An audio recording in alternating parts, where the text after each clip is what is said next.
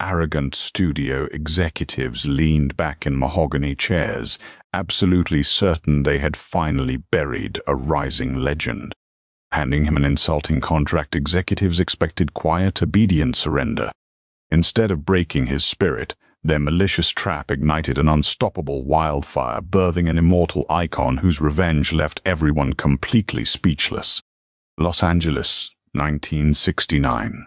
The Hollywood sign loomed over the hills like a jagged crown, promising immortality to those who could navigate its treacherous core.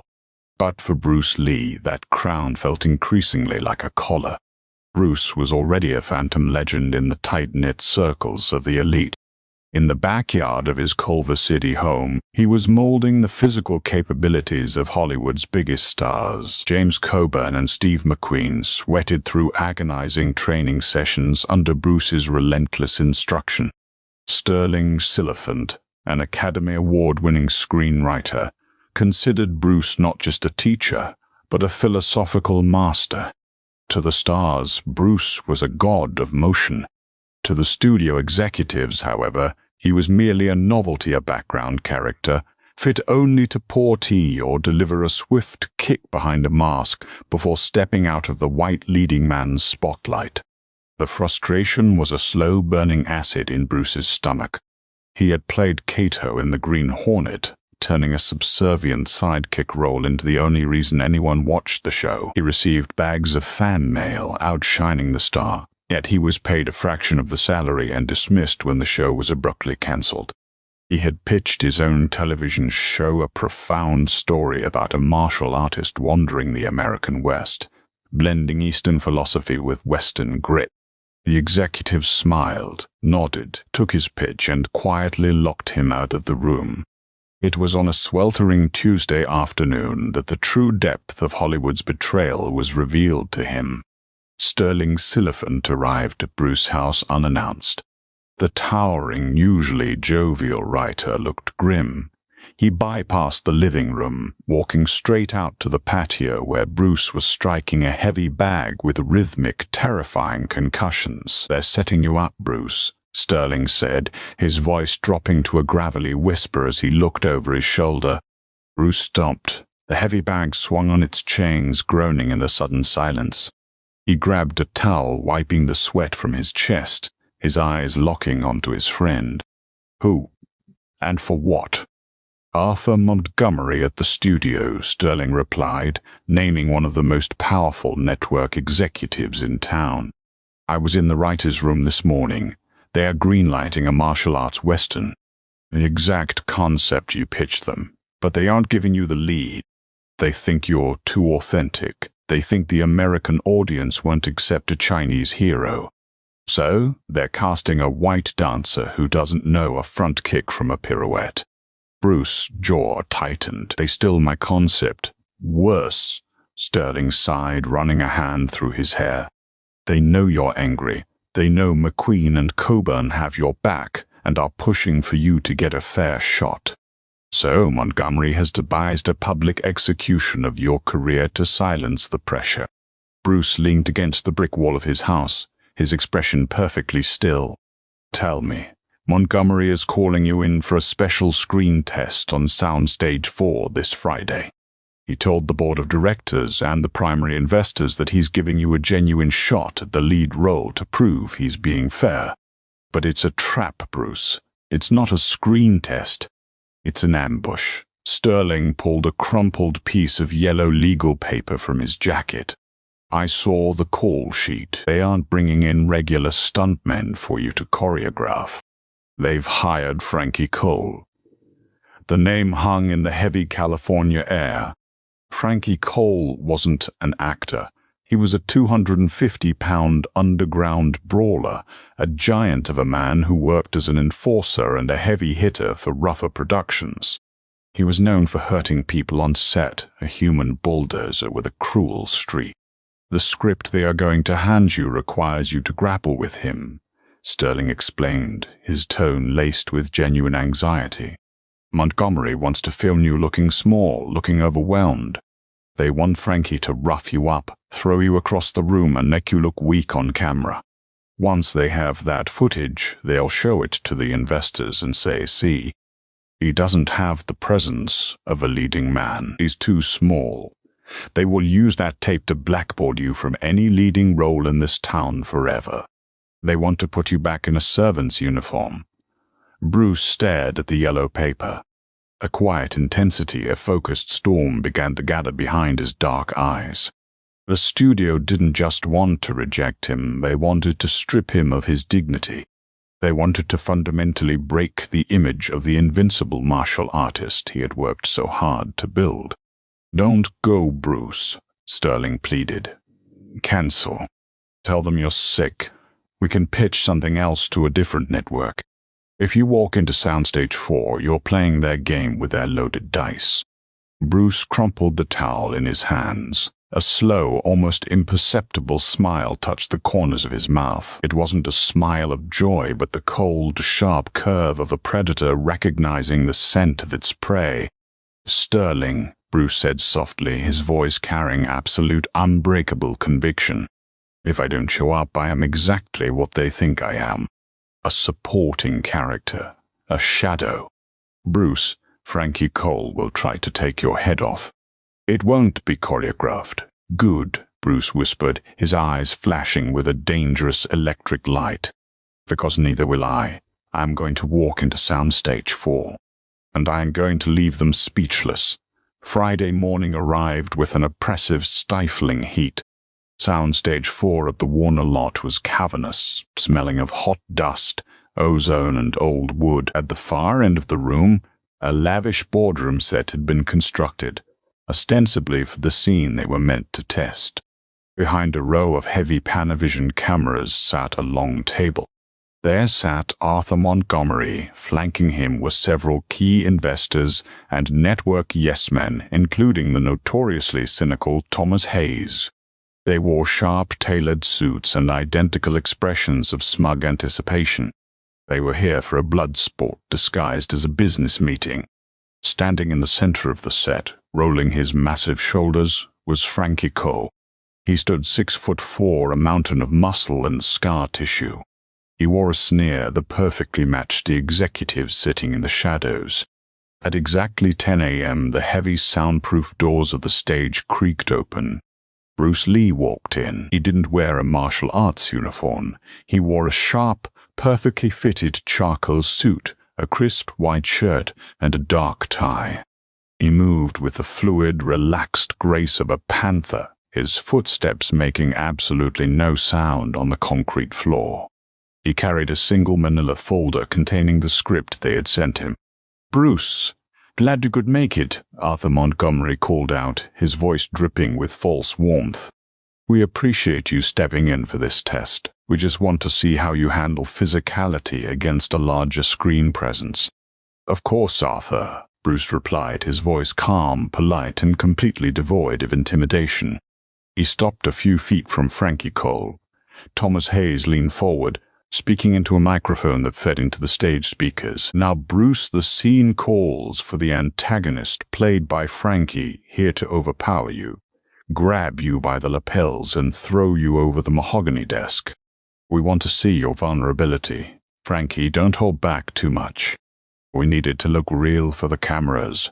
It was a blatant license to injure." Frankie cracked his knuckles, a sound like dry branches snapping. "You hear that, little man? Make it look real." "Cameras rolling," the director called out from the darkness. "Action." Frankie lunged. He didn't step. He exploded forward, intending to wrap his massive, bear-like hands around Bruce's suit jacket and crush the air out of him. He planned to lift Bruce completely off his feet and slam him into the heavy oak desk. But Frankie's hands closed on empty air. Bruce hadn't stepped back. He hadn't retreated. In a defiance of normal human reflexes, he had slipped inside Frankie's guard. Before the executives could even register the movement, a sound echoed through the sound stage, a sharp, deafening crack, like a whip breaking the sound barrier. Bruce had executed a specialized short-range trapping technique. His left hand had parried Frankie's massive arm downward, locking the giant's momentum, while his right fist snapped forward in a perfectly horizontal line. It was the legendary 1-inch punch, but delivered with the velocity of a bullet, straight into the center of Frankie's sternum. Frankie's eyes bulged. The 250-pound brawler didn't just stumble. His feet actually left the floor.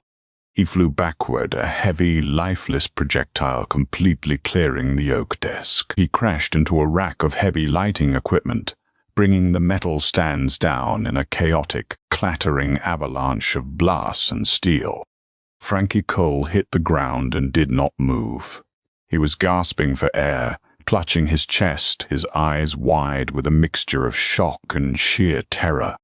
The silence on Stage 4 was absolute. It was a thick, suffocating quiet, broken only by the hum of the camera motors and Frankie's ragged wheezing. Behind the long table, Arthur Montgomery's jaw had literally dropped.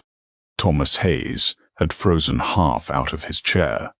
The investors stared, paralyzed, their minds entirely unable to process the physics of what they had just witnessed. A man half the size of Frankie Cole had just launched him through the air with a movement so fast it looked like a camera glitch. Bruce slowly lowered his fist. He hadn't even wrinkled his suit. His breathing was perfectly even. He didn't look at the groaning giant on the floor. He turned his piercing gaze directly to the executives behind the cameras. He walked toward them, his leather shoes kicking sharply on the floor. Every step sounded like a gavel falling in a courtroom. He stopped right in front of Arthur Montgomery's table. Bruce dropped the manila folder onto the table. It landed with a heavy slap. "You wanted to see my screen presence, Arthur," Bruce said, his voice low, resonant and echoing through the massive room. "You wanted to capture my vulnerability on film," Montgomery stammered, his face entirely drained of blood. "Bruce, We didn't expect." "You expected a victim," Bruce interrupted, his tone slicing through the executive's excuses like a razor. "You constructed a cage. You wrote a script designed to humiliate me, to prove to your investors that a Chinese man cannot stand as an equal, cannot be a hero. You thought you could use my passion against me to justify your own cowardice." Bruce leaned over the table, planting his hands firmly on the wood, bringing his face inches from Montgomery's.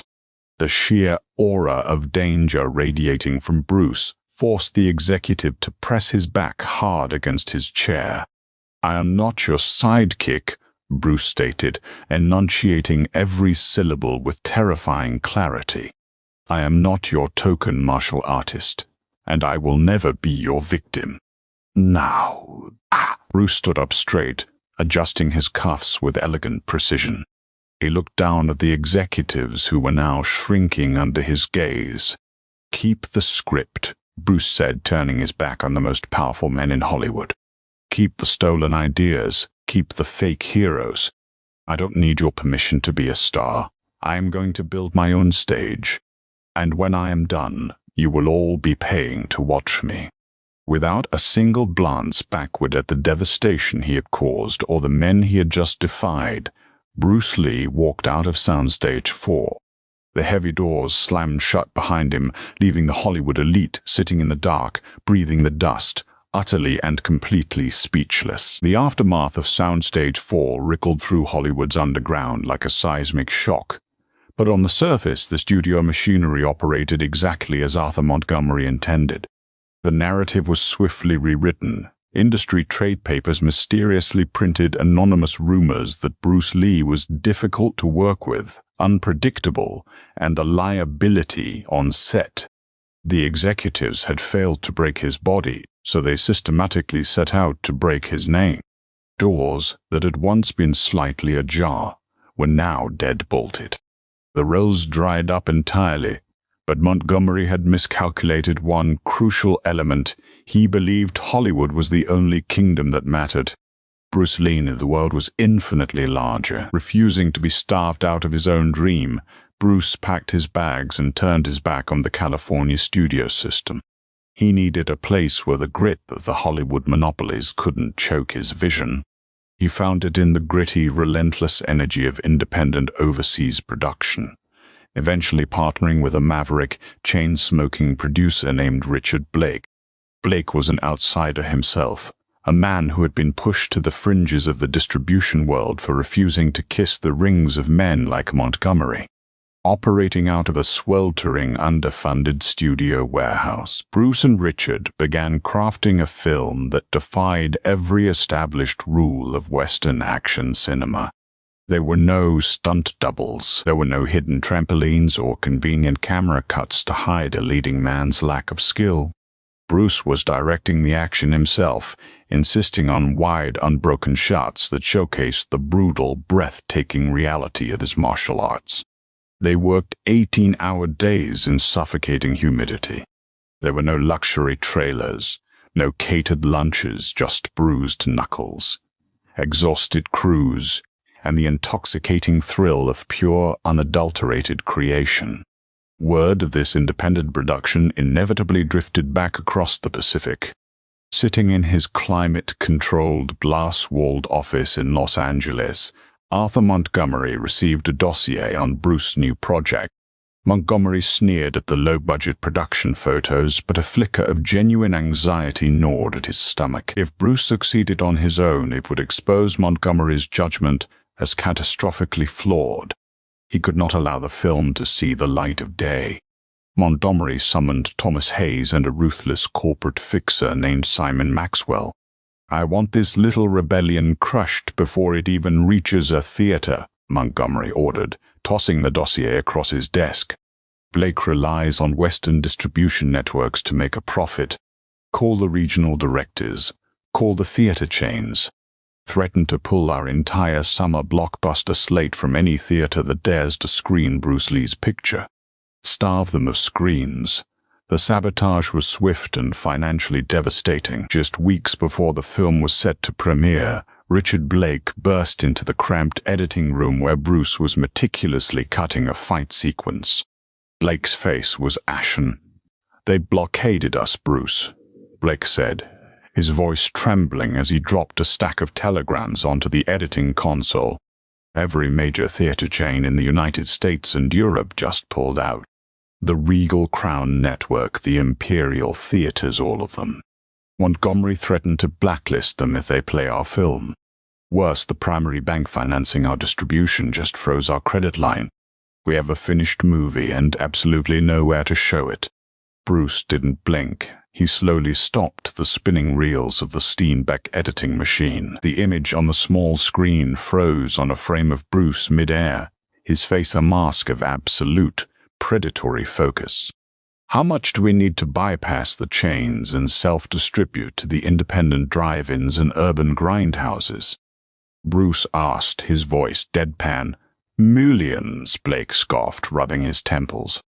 "Money we don't have. Montgomery has won, Bruce. We're entirely out of capital. The bank is demanding repayment by Friday, or they seize the film negative as collateral. They are literally going to lock the movie in a vault forever." It was a masterstroke of corporate strangulation. Montgomery hadn't just closed the doors, he had bought the building and changed the locks. Bruce stood up, walking over to a small, battered duffel bag in the corner of the room. He unzipped it and pulled out a thick, legal document bound in heavy blue paper. He handed it to Blake. Blake frowned, scanning the first page. His eyes went wide. "Bruce, this is the deed to your home in Culver City. This is your entire life savings. You cannot leverage your family's home for this. If the movie flops in these run-down independent theaters, you will be on the street. You will lose everything."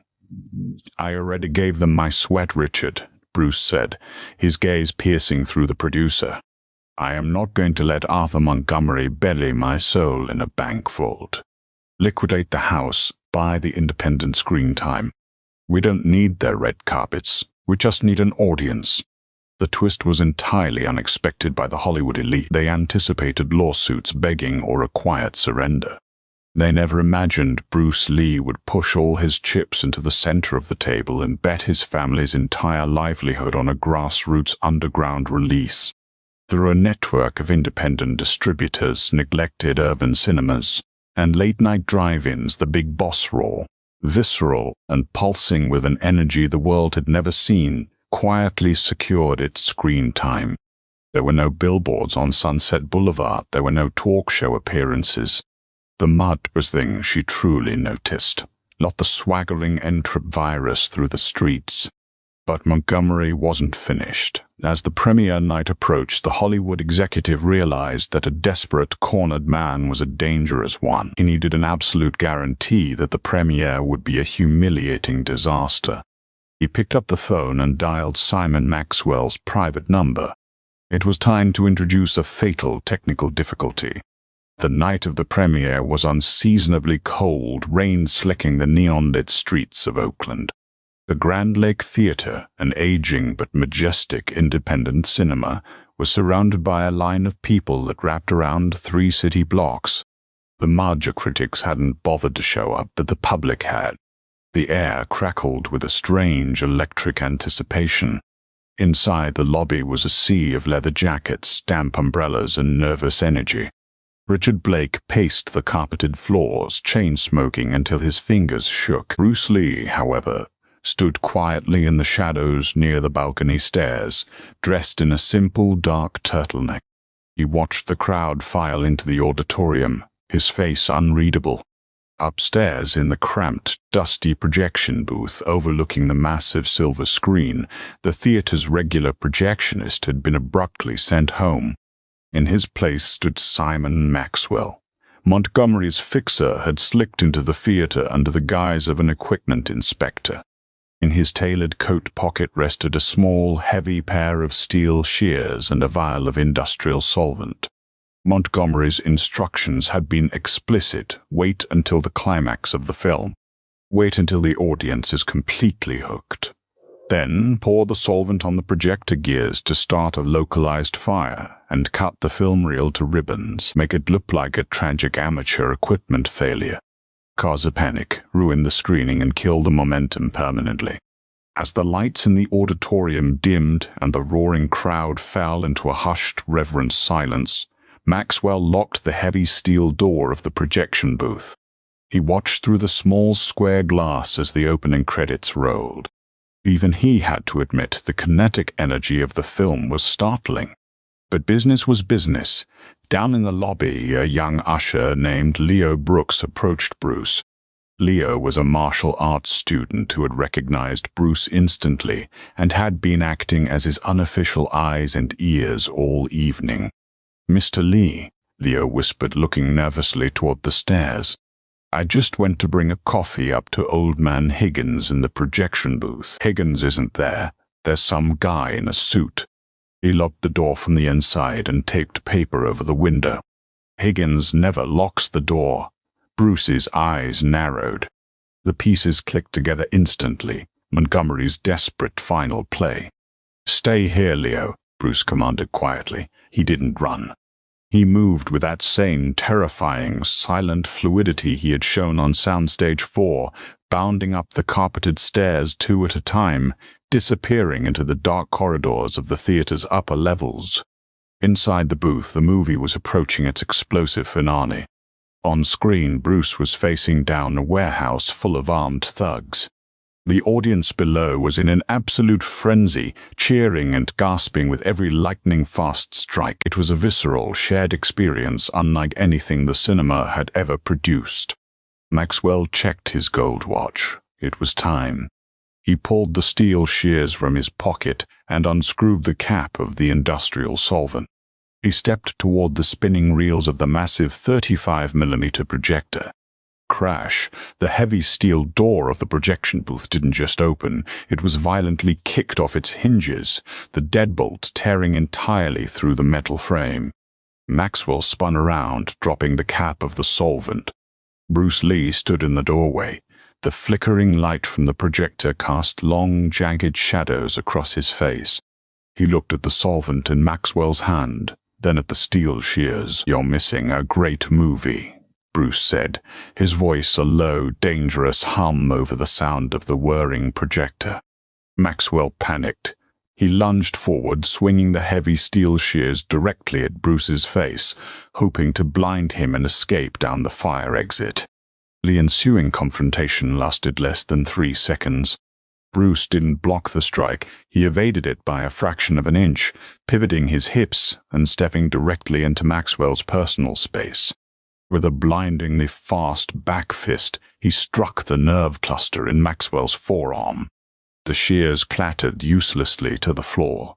Before the fixer could even cry out, Bruce's foot snapped upward in a perfect arching crescent kick, catching Maxwell squarely on the jaw. The fixer collapsed in a heap of expensive wool and bruised ego, out cold before he hit the linoleum.